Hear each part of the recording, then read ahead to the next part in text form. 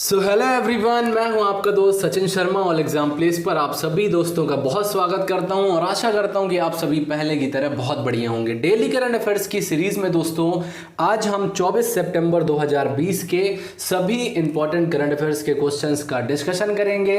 ये questions bank, SSC, RRB, NTPC, railway group D, जेल प्रहरी, व्यापम, स्टेट पीएससी जैसे एग्जाम्स में आपके लिए बहुत ही ज्यादा इंपॉर्टेंट साबित होने वाले हैं। वीडियो को शुरू करने से पहले आपको बता देना चाहता हूं, ऑल एग्जाम प्लेस आपके लिए लाया है एमपी पुलिस का कोर्स। आपके जैसे बहुत सारे स्टूडेंट हमारा ये कोर्स ज्वाइन कर चुके हैं। आप भी मात्र 1000 रुपए की फीस देकर एमपी पुलिस का कोर्स ज्वाइन कर सकते हैं और अपनी तैयारी को और भी बेहतर बना सकते हैं। वीडियो के एंड में डेली करंट अफेयर्स का मैं एक क्वेश्चन भी आपसे पूछूंगा जिसका जवाब आपको कमेंट बॉक्स में देना है। तो चलिए दोस्तों, हम शुरू करते हैं अपना आज का लेसन। हमारा आज का पहला प्रश्न है, हाल ही में हाई स्पीड ड्रोन अभ्यास का सफल परीक्षण किस स्थान से किया गया है? दोस्तों रिसेंटली हमारी डीआरडीओ ने स्वदेशी हाई स्पीड टारगेट ड्रोन अभ्यास का सफलतापूर्वक परीक्षण पूरा कर लिया है। अभ्यास एक हाई स्पीड ड्रोन है। अभ्यास ड्रोन को हथियार प्रणालियों के अभ्यास के दौरान मिसाइलों द्वारा टारगेट किया जा सकता है। पिछले दिनों रक्षा अनुसंधान और विकास संगठन डीआरडीओ ने ओडिशा के बालासोर में इंटीग्रेटेड टेस्ट रेंज आईटीआर से Abhyas high speed expendable aerial target का सफल उड़ान परीक्षण कर लिया है। डीआरडीओ यानी defence research and development organisation एक बहुत ही इंपॉर्टेंट ऑर्गेनाइजेशन है हमारे देश की जो दोस्तों जो तीनों सेनाएं होती हैं, थल सेना, जल सेना और वायु सेना, इन तीनों ही सेनाओं के लिए आधुनिक स्तर के आधुनिक प्रणाली के हथियार डेवलप करने का काम करती है डीआरडीओ और तीनों ही सेनाओं की सहायता करती है। इसकी स्थापना वर्ष 1958 में हुई थी। इसका हेडक्वार्टर जो है ये आपको नई दिल्ली में मिलेगा और जी सतीश रेड्डी जी जो हैं ये वर्तमान में इसके अध्यक्ष हैं। तो हमारा जो प्रश्न है कि हाई स्पीड ड्रोन अभ्यास का सफल परीक्षण किस स्थान से किया गया है, तो ये किया गया है बी, बालासोर से। अगला प्रश्न है दोस्तों हमारा, किस राज्य के आधिकारिक भाषा विधेयक को लोकसभा से मंजूरी दे दी गई है? दोस्तों बीते दिनों लोकसभा ने जम्मू एवं कश्मीर आधिकारिक भाषा विधेयक 2020 को मंजूरी दे दी है। इस विधेयक में 5 भाषाओं हिंदी, अंग्रेजी, उर्दू, कश्मीरी और डोंगरी को केंद्र शासित प्रदेश जम्मू एवं कश्मीर की आधिकारिक भाषा का दर्जा देने का प्रावधान किया गया है। इस विधेयक के माध्यम से दोस्तों कश्मीरी, डोंगरी, उर्दू, हिंदी और अंग्रेजी भाषाओं को जम्मू कश्मीर की आधिकारिक भाषा के तौर पर घोषित किया गया है। अब हम ये भी समझते हैं कि इस बिल को लाया क्यों गया है। दोस्तों जम्मू कश्मीर के लोग जो हैं ये कश्मीरी और डोंगरी है जो भाषा है इसको जो है बड़ी संख्या में, बड़ी तादाद में बोलते हैं और इसी भाषा को ये ज़्यादातर समझते हैं। 2011 की जनगणना के अनुसार देश में जितने लोग कश्मीरी बोलते हैं उसमें 53.26% लोग जम्मू कश्मीर में ही हैं। पिछले 70 सालों से उर्दू जो है ये कश्मीर की आधिकारिक भाषा रही है, लेकिन जम्मू एंड कश्मीर में उर्दू बोलने वालों की संख्या केवल 0.16% है। अंग्रेजी और उर्दू जो है ये दोनों को ही जम्मू एवं कश्मीर की आधिकारिक भाषा के तौर पर रखा जाएगा। ऐसा नहीं है कि हिंदी नहीं बोली जाती है, हिंदी भी बहुतायत संख्या में जो है ये जम्मू एवं कश्मीर में बोली जाती है, लेकिन आधिकारिक भाषा का दर्जा अभी तक पिछले 70 सालों से उर्दू को प्राप्त था, लेकिन उर्दू बोलने वाले केवल 0.16% लोग ही थे। तो इसमें जो है संशोधन किया गया है और इसी संशोधन के तहत जो है अब उर्दू और अंग्रेजी जो है ये दोनों ही जम्मू एवं कश्मीर की आधिकारिक भाषा होंगी। तो हमारा जो प्रश्न है कि किस राज्य के आधिकारिक भाषा विधेयक को लोकसभा से मंजूरी दे दी गई है, तो ये दे दी गई है सी, जम्मू एवं कश्मीर की। अगला प्रश्न है दोस्तों हमारा, हाल ही में भारत ने किस देश को $250 मिलियन का ऋण प्रदान किया है? दोस्तों रिसेंटली हमारी भारत सरकार ने कोविड-19 महामारी से आर्थिक प्रभाव से निपटने के लिए मालदीव को $250 मिलियन अमेरिकी डॉलर का ऋण प्रदान किया है। दरअसल मालदीव के प्रधानमंत्री इब्राहिम मोहम्मद सोली ने हमारे देश के प्रधानमंत्री श्री नरेंद्र मोदी जी को वित्तीय सहायता प्रदान करने का अनुरोध किया था और इसी के चलते जो हमारी भारत सरकार है इसके द्वारा मालदीव को $250 मिलियन का ऋण जो है ये दे दिया गया है।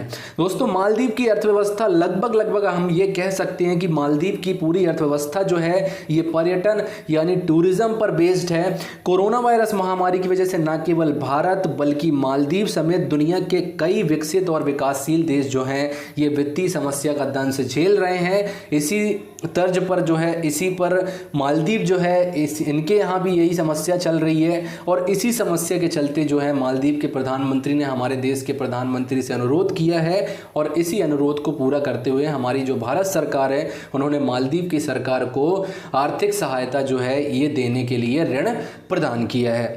दोस्तों हमारे देश में अब कोरोना वायरस के मामले में जो है कमी आ रही है। अभी आज ही मैंने न्यूज़ देखी है राज्यसभा टीवी में कि हमारे देश में जो है पिछले कुछ दिनों में मामलों में निरंतर कमी देखने को मिल रही है, जो कि हमारे देश के लिए और हमारे देश की अर्थव्यवस्था के लिए एक बहुत ही अच्छा संकेत है।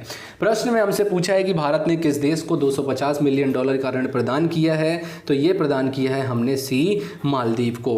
अगला प्रश्न है हमारा, वॉइस ऑफ डिसेंट पुस्तक के लेखक कौन है।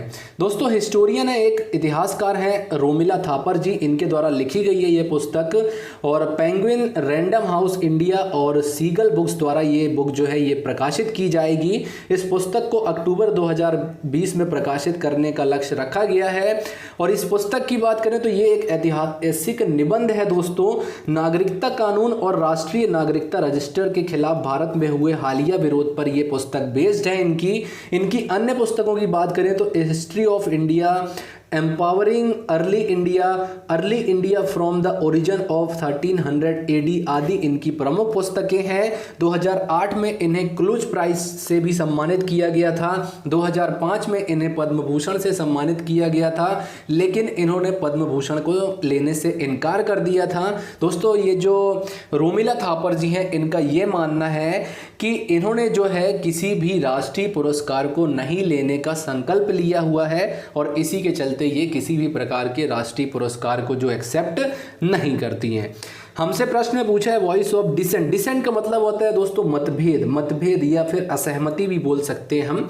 तो डिसेंट का मतलब ये समझ लीजिएगा, डिसेंट मतलब वो मतलब नहीं है डिसेंट का, इस डिसेंट का मतलब होता है मतभेद या असहमति।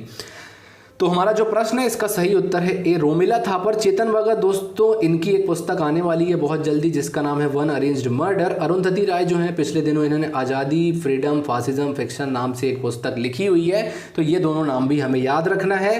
बढ़ते हैं अगले प्रश्न की ओर। अगला प्रश्न है पैसेज भारत और किस देश की नौसेना के मध्य आयोजित होने वाला नौसैनिक अभ्यास है।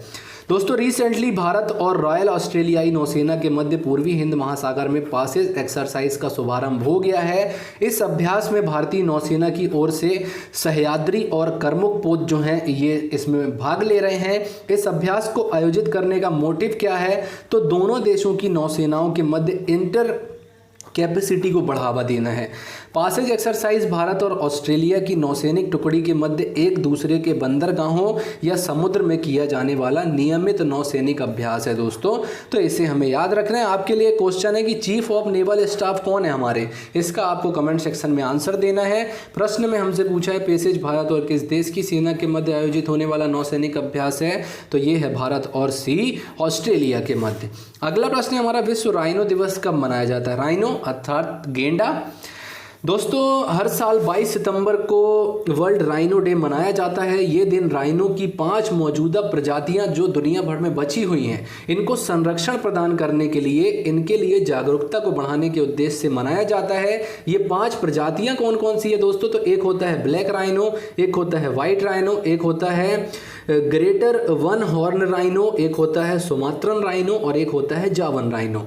ये जो ग्रेटर वन हॉर्न राइनो है ये हमारे देश भारत में पाया जाता है। आपको याद होगा हमारे देश में असम में जो कांजीरंगा राष्ट्रीय उद्यान स्थित है दोस्तों, ये अपने एक सींग वाले गेंडे के लिए विश्व भर में प्रसिद्ध है।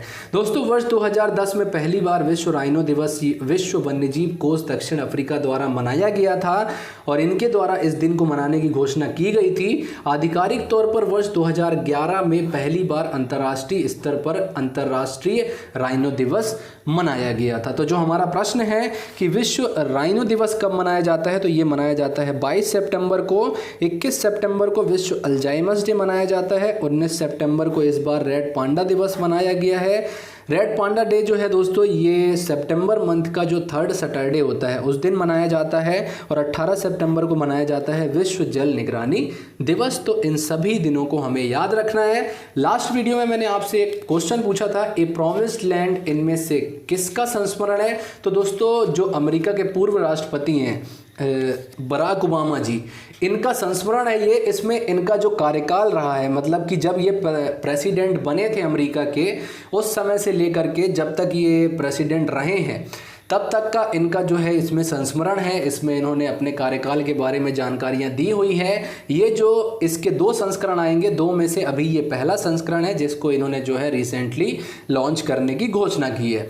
तो प्रश्न में आपसे पूछा गया था कि ए प्रॉमिस्ड लैंड इनमें से किसका संस्मरण है, तो ये है बराक ओबामा जी का। आज के लिए आपका क्वेश्चन है दोस्तों, स्नो लेपर्ड के नाम से मशहूर किस महान पर्वतारोही का निधन हो गया है? तो इस प्रश्न का उत्तर आपको कमेंट सेक्शन में देना है। यहीं पर समाप्त होता है हमारा आज का लेसन। उम्मीद करता हूं आपको डेली करंट अफेयर्स की हमारी ये सीरीज काफ़ी पसंद आ रही होगी। अगर आप हमारे चैनल पर नए हैं और अभी तक आपने हमारे इस चैनल को सब्सक्राइब नहीं किया है तो अभी इस चैनल को सब्सक्राइब करें, वीडियो को लाइक करें, ज़्यादा से ज़्यादा दोस्तों से शेयर करें। आप मुझे इंस्टाग्राम पर भी फॉलो कर सकते हैं। वीडियो को देखने के लिए आपका बहुत बहुत धन्यवाद। आपसे मिलेंगे अपने अगले वीडियो में, तब तक के लिए नमस्कार, जय हिंद, जय भारत।